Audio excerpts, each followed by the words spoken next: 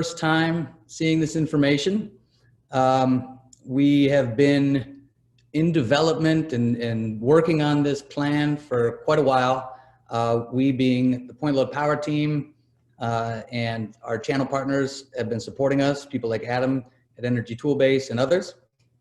And we are very excited to get into some details and share some very powerful results and insights with you that we feel are going to be a game changer in the commercial and industrial rooftop solar market. As Renee mentioned, we're going to make this very quick. The first part, I'm going to walk through just a quick overview of what is our next-gen rooftop tracking solution and this amazing performance discovery that we have with bifacial solar modules. I'm going to highlight what that means for actual solar projects and get into some very practical details that we can compare side by side the alternative to trackers on a roof. And then I'm going to pass it over to Adam, who's going to model our inputs that we've given him related to 2 projects. And he's going to walk you through side by side in Energy Toolbase how to do that. And you can recreate that yourself.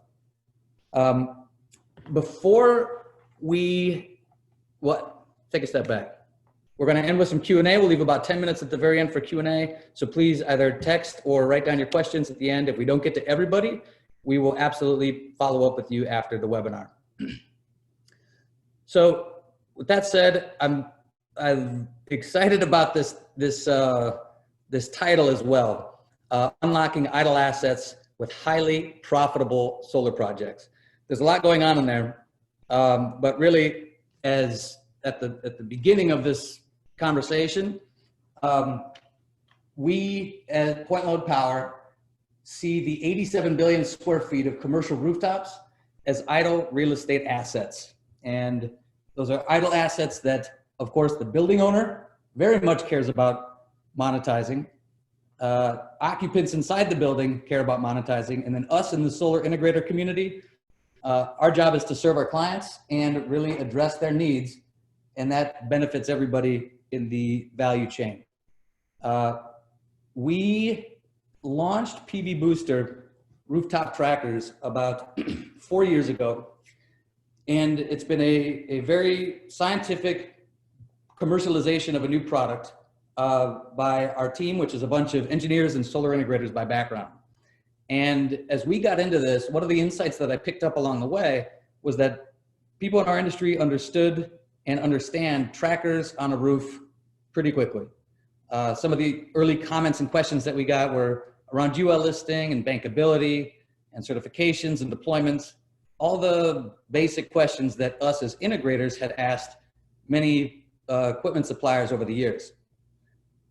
That said, what we found fascinating was that again and again, for literally over 4 years, there was a gaping hole in our market for how to sell successfully to C&I off-takers. Things like our integrators asking the right questions to commercial building owners or to commercial tenants, such as what type of lease are they in? Who owns the roof? What's the term of the lease? What's the intent of the building? And we uncovered not necessarily challenges in that process, but just a lack of understanding for what the needs are between and how to reconcile those needs between integrator, landlord, and occupant. And at Point Load Power, we've launched our company with this amazing, powerful technology, which we'll get into shortly. And we've supported it with a very well thought out approach to unlock these assets by bringing together all the different needs of the tenant, the occupant, and the integrators. So a quick background about us. Point Load Power, as I said, is a team of technology, innovators, engineers, and project developers. We are 9 at this time, based here in Southern California. We have a wide skill set around energy manufacturing, aerospace, solar finance, etc. We are financially backed by Idealab, which is a very famous technology incubator owned by Bill Gross, who's the original inventor of our technology. And I'm proud to say that last year we secured capital from folks in our industry, including the founding team at the largest solar company in the US, and the owners of the largest solar services company in the US are all part of our investment, our investor cap table. And lastly, I'm happy to say that SPI last year, we were awarded Startup of the Year, and then PV Booster was awarded Product of the Year at Solar Power 2019.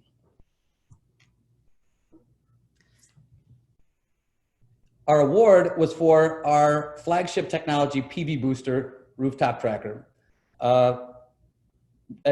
As I mentioned earlier, this has been a 4.5-year journey of R&D and commercialization. We've had over $6 million invested in PV Booster.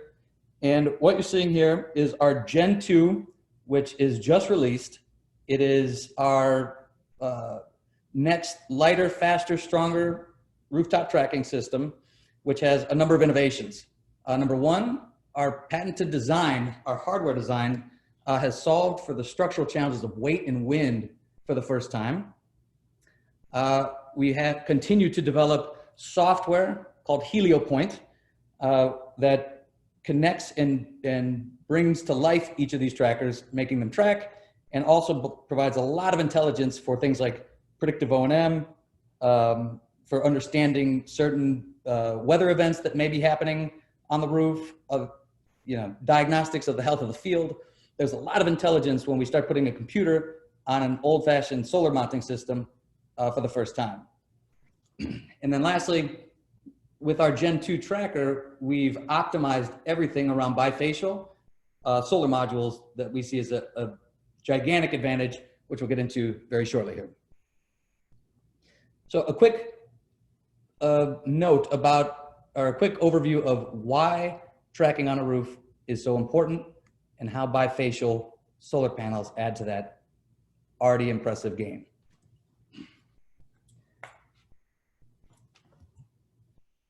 Until PV Booster, the only mounting solutions for rooftop solar projects were fixed racking. As I mentioned, as an integrator by background, we installed a lot of projects on rooftops from New Jersey to Indiana, all across the Midwest, and some of these rooftops were very, very big. At the same time, we were installing tracking systems on the ground, and they continued to take off. They added a lot more benefit per panel by tracking the sun. Sometimes 30 to 35% more.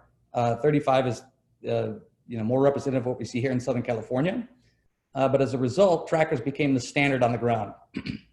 So we were very excited to bring tracking to rooftops for the first time. However, where this opportunity really opened our eyes was when we installed our first project with bifacial solar modules on a white roof here in Southern California. So what you're seeing here is an actual project. It's in the high desert in Apple Valley. The roof was coated with a white coating for efficiency purposes.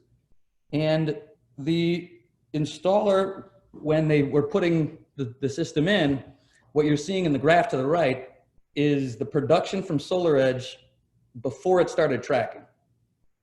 And literally the moment that it started tracking, the gains jumped very high, and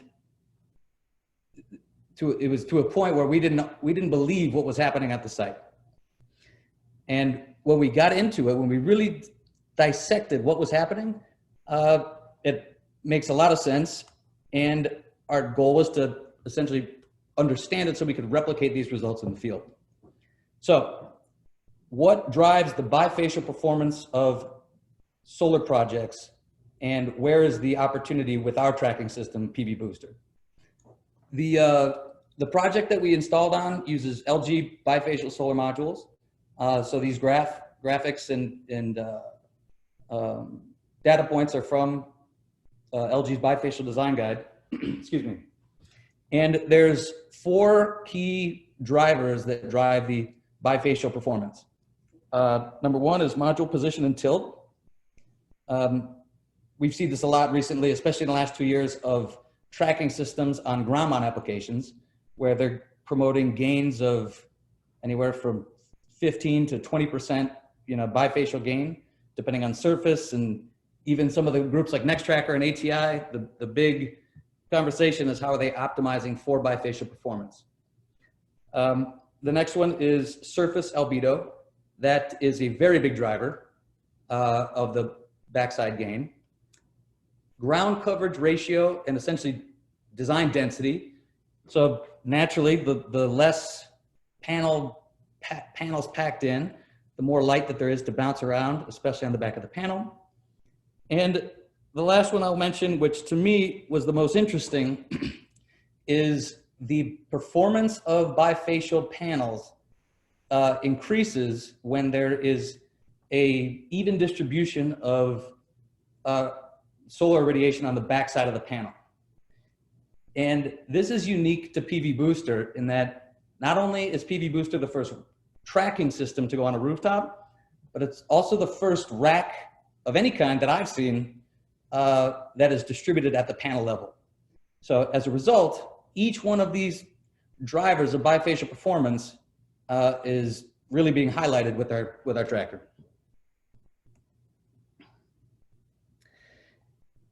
And the results were incredible. So as you see below, this is a quick overview of the project in Apple Valley. The project was installed by a point load certified and trained partner of ours named Option One Solar. They actually were so interested, they installed this on their headquarters at their office. And it's been operating for just shy of a year, and we're generating 35% more energy per panel than a 5-degree fixed system from the front of the module, and an additional 29% from the back of the module. The overall jump from what I'm used to and had been used to installing rooftop systems is a 64% increase in solar performance per module. I look forward to your questions and comments about this. I feel that this is possibly the biggest solar efficiency gain jump in the last 10 years of a single technology in an application like this. So where I'd like to get into some details with you, because the devil's in the details, is what does this performance gain that we found, one, look like on other projects? Two, can it be easily replicated and modeled such that we can be assured to generate these results wherever we have projects? And so before I pass the screen to Adam Gerza from Energy Toolbase, who's going to actually do the modeling together, we dug into this in a very detailed way. Excuse me. And as we understood all those different drivers of what was resulting in those high performance of the bifacial with our tracker on this white roof, the temperature, the design of the system, etc., we created a set of resources that allow us to replicate these. And we've taken these resources and had them reviewed and validated by third-party engineers so we can confidently promote them to the market like we're doing today. So what Adam is going to do is model an Energy Toolbase 2 scenarios. One is a fixed tilt system, a 5-degree south facing system on that rooftop. And then another one with PV Booster. Both are modeled using PVSYST. We exported the data from PVSYST into 8760 data, which he then imported into Energy Toolbase. So with that, Adam, would you like to take it away?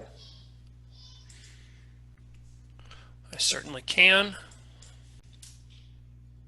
Hey everyone, Adam with Energy Toolbase. Thank you very much, Conrad. Maybe you and Renee can give me a thumbs up that my screen is sharing correctly.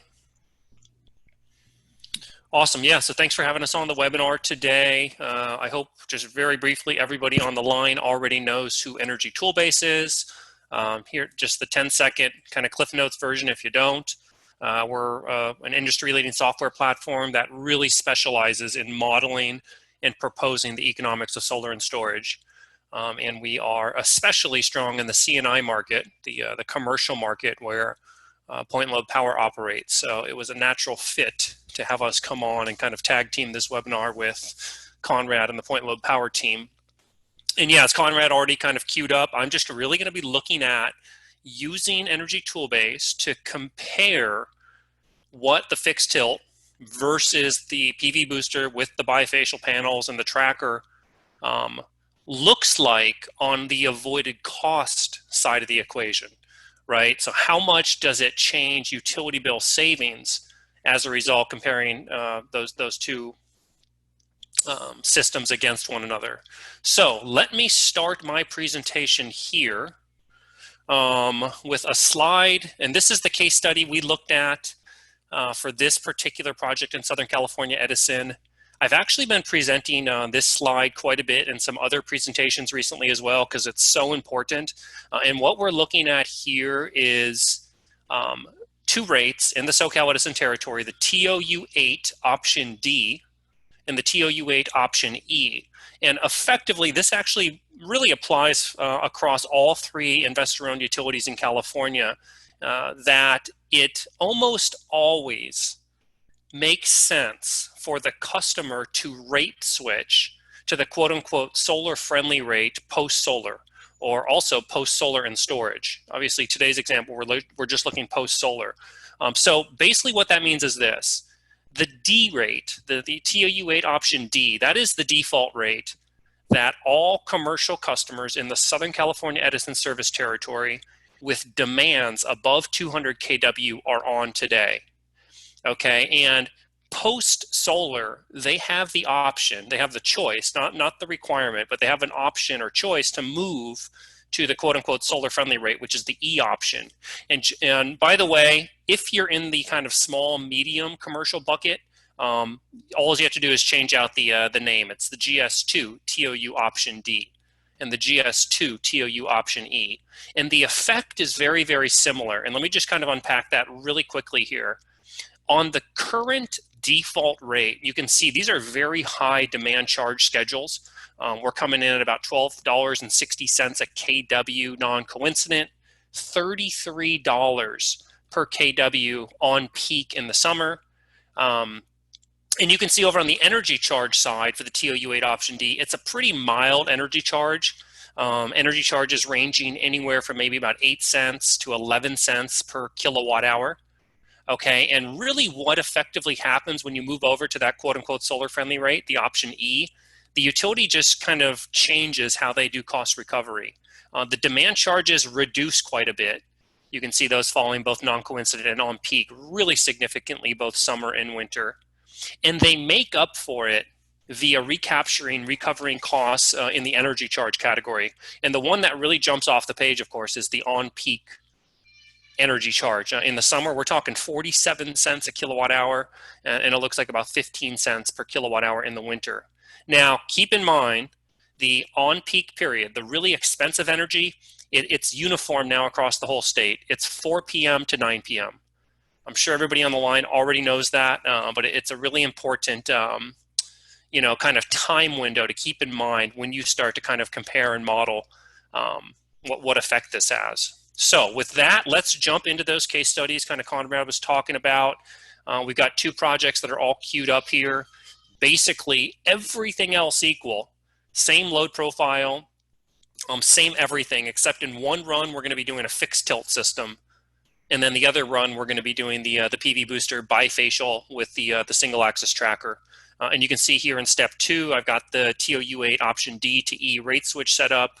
And then in step 4, as Conrad was mentioning earlier, on the 8760 production data side, Conrad of the the point load power team had generated both of these profiles in PV-Syst, which is certainly widely believed to be a very, reputable tool for production modeling. So this is the fixed tilt run. And again, this data was imported in, and I'm going to show a summary table in just 1 minute. And then separately, again, everything else equal, here was the PV booster run. So why don't I jump back to the PowerPoint, then I'm probably going to toggle back and really unpack kind of what's happening behind the scenes here. So here is the summary table that just kind of shows all the assumptions used and the difference in size and the difference in production, and then what that translates to in avoided cost. And again, this was these numbers were set up just as a disclaimer by the point load power team. So here we go. On the fixed tilt side, we ran a 658 kW DC rated system. On the PV booster bifacial single axis tracker side, it was a 422 kW system. And Conrad can speak to that later when he takes back over. Just it was a function of kind of roof coverage, and I know he ran a layout to kind of to land on those numbers. So on just a percentage basis of actual kW DC capacity, it's about 36% less. Less panels, less rated capacity on the PV booster side. And you can see on the production side, we're almost equal. The PV booster actually squeezed out about maybe 4% more in terms of total kilowatt hour year one production. If you zoom down to the yield, you can see it's a really, really huge step jump. And again, both of these were built in PV Syst, and Conrad can kind of really speak to the different assumptions that were used. But we're talking on the order of 60% 60% delta, a differential in the actual kilowatt hour by kilowatt yield. And then the number that I really want to zoom in on, and that Energy Toolbase is really good at solving for, is, okay, well, what did that translate to in terms of avoided cost? And you can see on the PV booster system, which again, it's almost equivalent on the total amount of production, but you see we actually got about 7% more savings, more avoided cost. And I really want to hone in on this kind of sub item here, which is the on peak production, right? So this kind of ties back into that first slide. This is like, well, what's happening in the 4 p.m. to 9 p.m. window? And in the 4 p.m. to 9 p.m. window, we actually got a really significant boost, an increase, 24% more production using the PV booster. And I want to actually jump in and show you that. It's actually really interesting to kind of visually look at that data. So let's start with the fixed tilt run. I'm going to jump into my ETB analytics view. And let's just kind of jump into a week in the summer. This is, looks like July 15th through July 20th. And this is the fixed tilt run. Again, the data came in from PV Syst, and you can just see the green bell curves on the chart here. Everybody's familiar looking at these. These are just traditional summertime fixed tilt bell curves. And you can see down at the bottom of the screen that 4 to 9 p.m. window. Unfortunately, we're just not catching a lot of that with our solar production, and that's obvious. That's pretty obvious, right? The solar doesn't really produce a lot of energy 4 p.m. to 9 p.m. Okay, so let's now jump over and just look visually at the PV booster point load power run, and maybe zooming in on that exact same week. And a couple things I want to point out. Number one, I thought this was actually really interesting. We were looking at this together last night with Conrad, is the shape of that production profile, the green line there. And it's got really that little dip midday. And we were just kind of like, trying to understand that when we were kind of like preparing for this webinar yesterday. And if you think about it, it makes a lot of sense. That's like really right at solar noon when the sun is directly overhead in the summer, and actually it dips because you're losing a lot of that that bifacial module advantage. When the sun's right overhead, you're just not really getting the much of that reflection. And again, this data that we brought in was generated by PV Syst, and I was actually encouraged to see this. I almost feel like it makes me have more confidence and gives it more credibility to say, yeah, it really does look like they're accounting for that bifacial effect and the fact that it's a tracker. But then the bigger takeaway is that, you just have a wider shoulder right? By having the tracker that's kind of following the sun, you're just kind of, frankly, producing a lot more in that 4 to 9 window. And that was that number going back here, which was the 24% number, where it turns out we're getting about, almost a quarter more production during that really valuable time. And it's frankly the most important time when we're going to, solve for what that does for savings and avoided cost. So that was really the case study that I wanted to show. Maybe, Conrad, I'll get brought back in during the Q&A segment. But the big takeaway here is that you guys already know this. Energy Toolbase, we're Switzerland when it comes to modeling savings and avoided cost. You can use any type of technology, and we certainly don't favor one vendor over another. We just really want to be objective and get the math correct in terms of what sort of differential and savings we can achieve. And again, it is important, I think, to point out in California especially, we're just looking at one specific rate schedule and rate switch here, but really this effect that we're looking at on this slide here, it really, for the most part, translates to almost every single commercial rate schedule in California, whether you're in SDG&E territory or PG&E territory, where the rate switch, it almost always makes sense to rate switch. And when you do, the energy charges and the 4 to 9 window really become a lot more important. So with that, Conrad, I'm going to pass it back.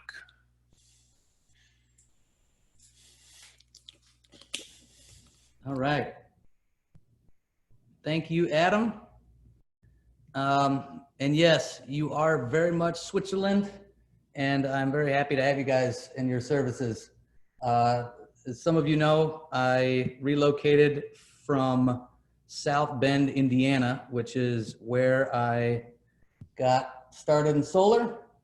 And in Indiana, it's very simple. We have one rate and one price, and it's very low, and there's no sun. So coming out to any other market, especially California, the East Coast, where there's time of use rates and changes and shifts, it's darn near impossible to model any of this stuff out without Energy Toolbase in their software. And you guys are great, so thank you guys. So to build on what Adam said and bring this to a close so we can leave some time for questions and answers.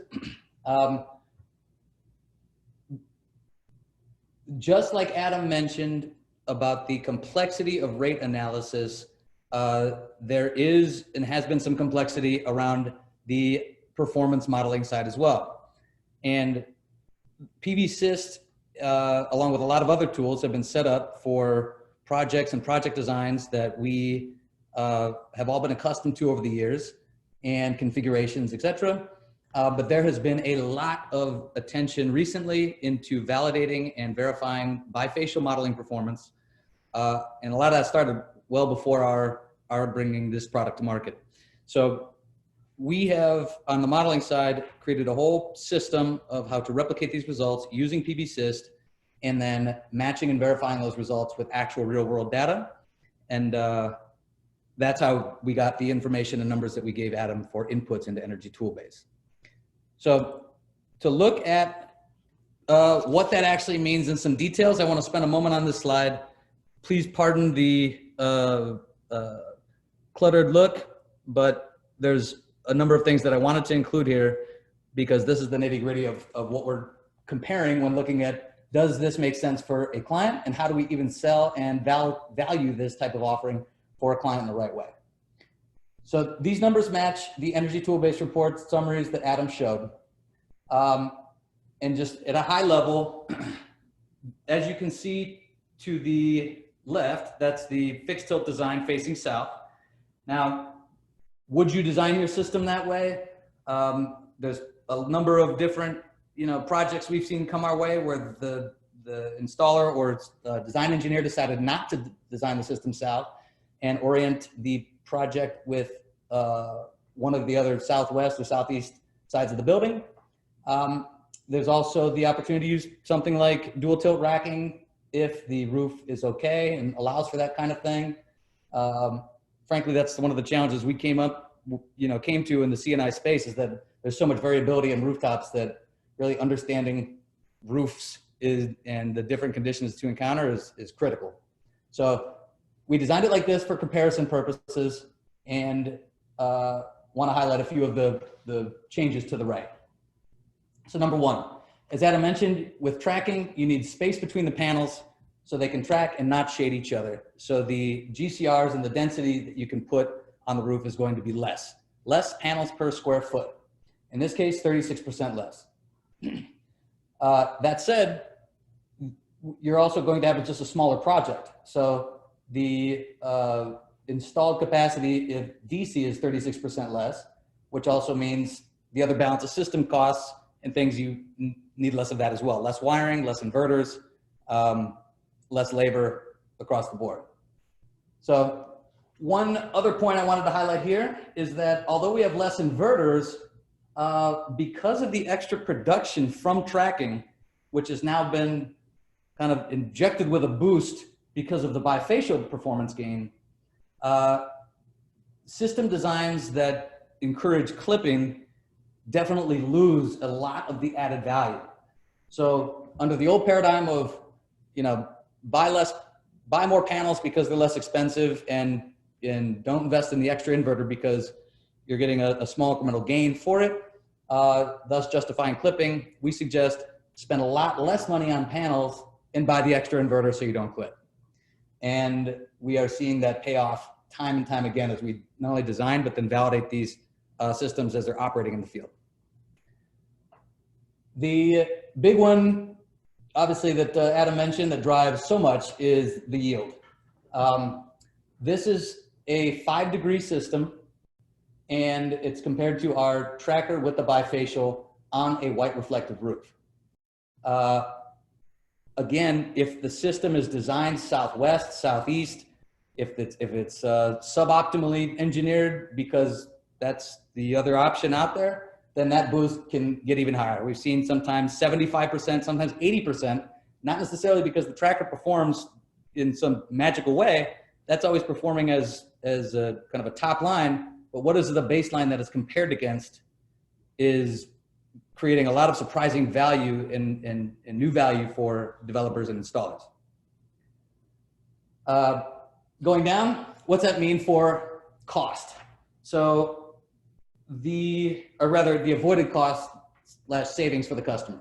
So Adam mentioned that we're getting slightly more kilowatt hours in this case, but because of when those kilowatt hours are delivered matters, the actual savings to the building goes up, specifically based on time of use.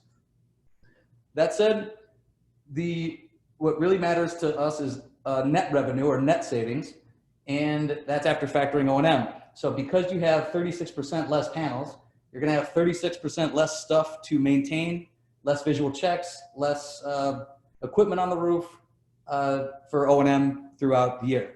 So just on a flat $15 a kilowatt per year for your system, which is a price that we're seeing and also promoting in the market, you have 36% less O&M cost annually, which results in over 70% more revenue per panel for your project. Lastly, what does this mean for how to kind of realize this value in dollars and cents? The cost per watt numbers here are for reference only. Some folks we see projects being sold at $3 a watt for a fixed system, others at $1.80, kind of across the board, depending on things way outside of our control, where they get equipment, how much they want to charge, what the labor situation is like. However, consistently, we are about 25% more expensive. A PV booster system is about 25% more expensive on a unit basis per watt. That said, in this example, the project, just because there's a lot less everything, is overall 20% less expensive for the project. So back to the theme of this webinar, which is unlocking idle assets, is our fancy word for getting building owners and occupants to actually pull the trigger on rooftop solar, getting them over the hump by presenting highly profitable solar projects. So in our mind, this is a highly profitable solar project. If the industry's offering is the option to the left, And, you know, this is what the benefit is that could either, one, be passed straight to the building owner to be more competitive. It could be, you know, shared and split between the building owner and the integrator. Or it could be just flat out, you know, in some cases, some of these budgets are already pre-approved and it could be realized by the integrator. It's completely up to you. But the benefit of this project using PV booster systems is, number one, the host, the off-taker on an annual basis is receiving an additional almost $13,000. On a 25-year net present value basis, rather, it's almost $150,000. At the same time, while getting that gain, they're spending $260,000 less for a net benefit of just over $400,000 for their project compared to a south-facing system. And for the commercial and industrial space, this is very important because in a world where the budgets and the money coming for these projects are not in individuals, but they're the businesses, they're fixed in advance and they're limited. And so to be able to show up, complete the project for more value, even the same, while saving, you know, $200,000, $300,000, $400,000, that is the cost to subsidize a battery. That is the cost to subsidize a new roof. That is the cost to subsidize other things that their business cares about, immediately putting your offer at the top of the stack. And going back to a project that many of you saw, this is our first 1.3 megawatt job we did in Southern California with our Gen 1 product. And this is exactly what happened. The building owner had a tenant moving in, which was Chiquita. They were, you know, looking at a number of different sites for their cold storage location on the West Coast. And at move-in, the landlord said that instead of Chiquita paying for the roof, they would cover it and covered the solar, and made a couple slight amendments to the lease, kept the electric bill in the landlord's name, and essentially metered all the power through the lease, through the CAM charges. Well, we revisited this project, and after a year and a half at the time, we did a check-in and found that the additional net operating income that the building owner was receiving from the solar was over $400,000, which increased his market value of his property by over $6 million, and he was able to refinance and get that back, and he took the tax credit. And at the end of the day, this guy's not an environmentalist. He's not saving the planet. He's a good old-fashioned real estate capitalist. And what gets us so excited is that the second that people like him can take advantage of a clean energy program for themselves and their own financial benefit, that is the actual thing that's going to save the planet and be the catalyst for change. And so just within our own market here in Southern California, there's 4,000 equivalent Chiquita buildings without solar within 3 hours drive. So as we wrap this up, like I said, I'd like to leave it enough time for some questions, but as a next step, I'd like to enroll you in the idea of evaluating something new. We are integrators by background. We understand the challenges of new technology and the risks and pitfalls, which is why we've designed a very detailed, library of technical resources and collateral specifically for integrators.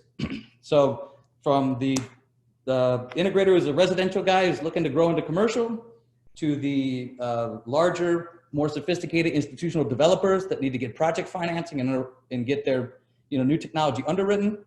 Not saying that we can meet all of you where you need to be met at, but we are definitely way, way, way down the path compared to when we launched. And we are ready to work with you and help you guys go to market with power with this offering. So with that, I would like to wrap it up and open this up for some questions before we end our session.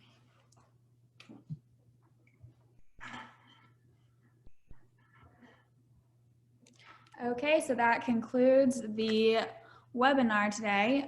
Let's go ahead and field some questions. Yes, I'm going to stop sharing, everybody.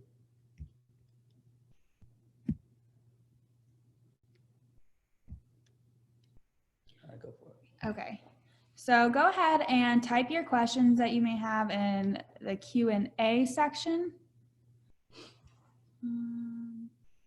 Let's see.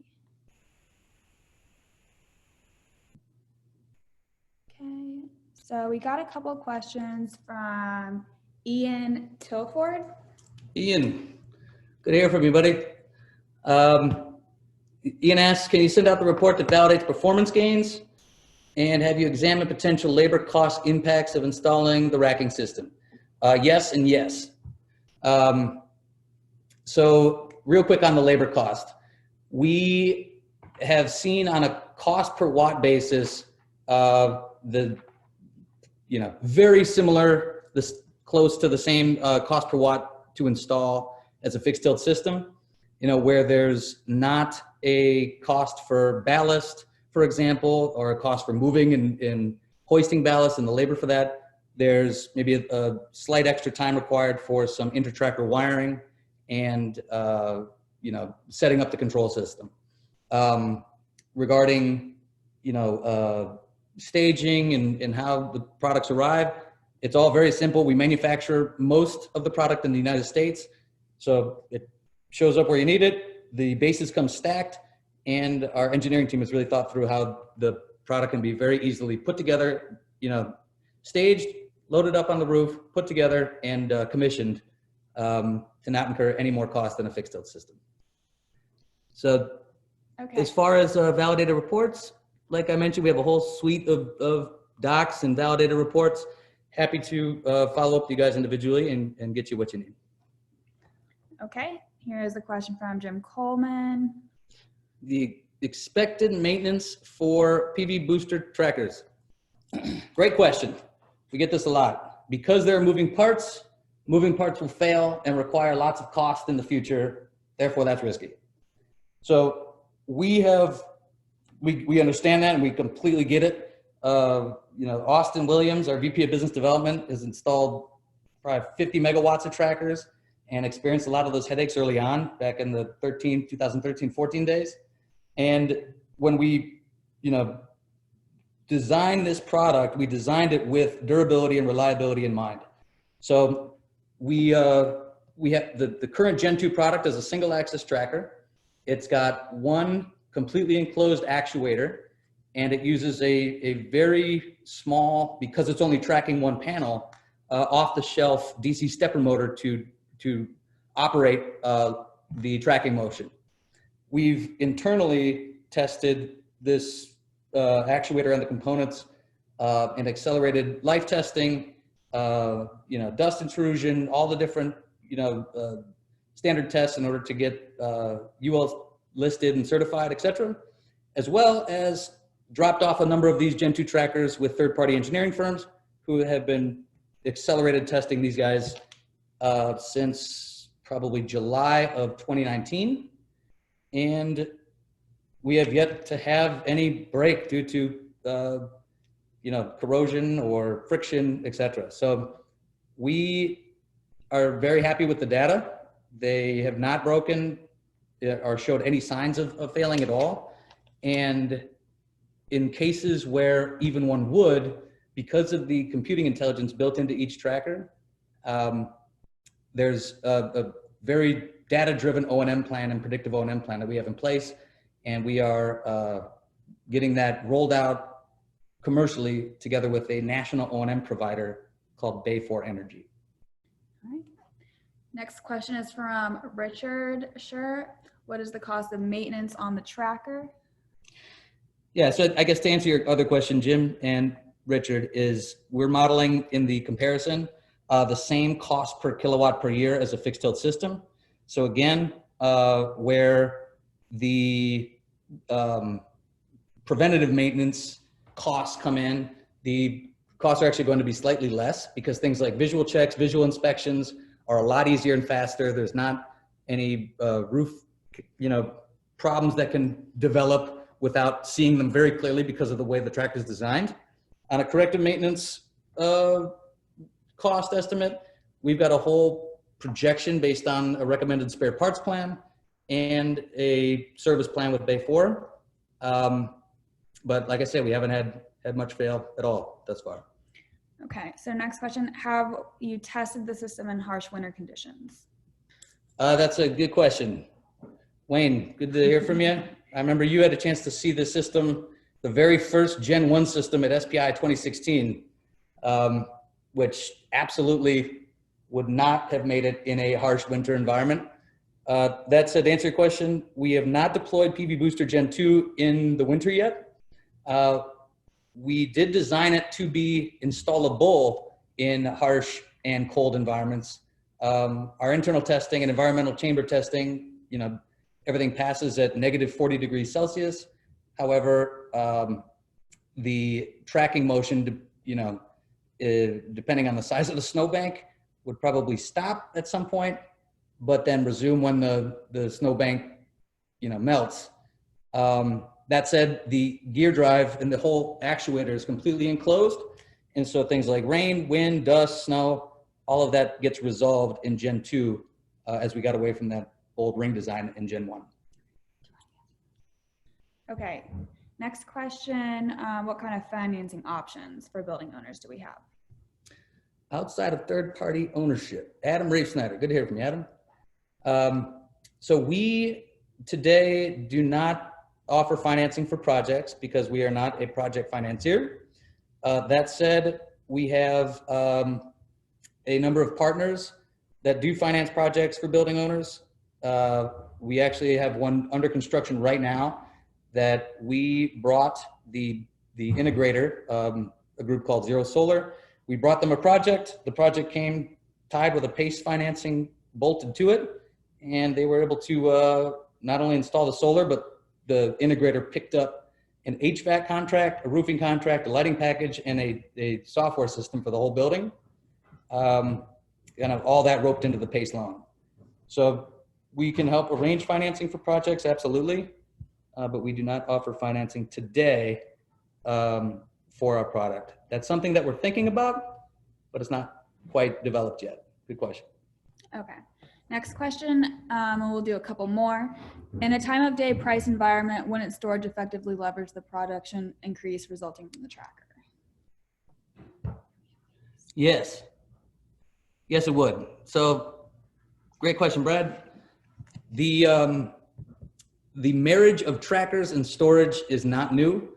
Literally every tracker company has been researching and putting together solutions bundling those two because as you get a longer shoulder of generation during the day, you can capture all that, dump it into the battery, especially if you're looking for more generation at night. We have our first kind of battery tied project going in shortly. That's together with an amazing group here in SoCal called Nant Energy. And we look forward to showcasing those results down the way. But you're absolutely right. The tracking benefit means you need less equipment to optimize the battery's performance of solar going into it because they're more neatly matched in terms of sizing. Okay, and now we'll move over to the chat questions. Okay, this is from Alex Dieter. Why was the PV booster system facing southeast instead of due south like the fixed system? Great question, Alex. Why in the drawing, why was the PV booster system facing southeast? So that is for optimizing the layout design. In Helioscope, we have some fixed design blocks and we follow the design blocks of spacing for the trackers, generally 8 foot center on center, as that, again, generally lines up with structural roof members of most buildings. It really does not matter which direction they're facing because they're always going to be tracking the sun. So that's a big question when, faced with constrained roof areas is what is the design capability of a fixed system? Do they have predetermined design blocks like, 2x2 or, 3x2 blocks based on the racking system? And does that somehow make certain rooftops not eligible because of all the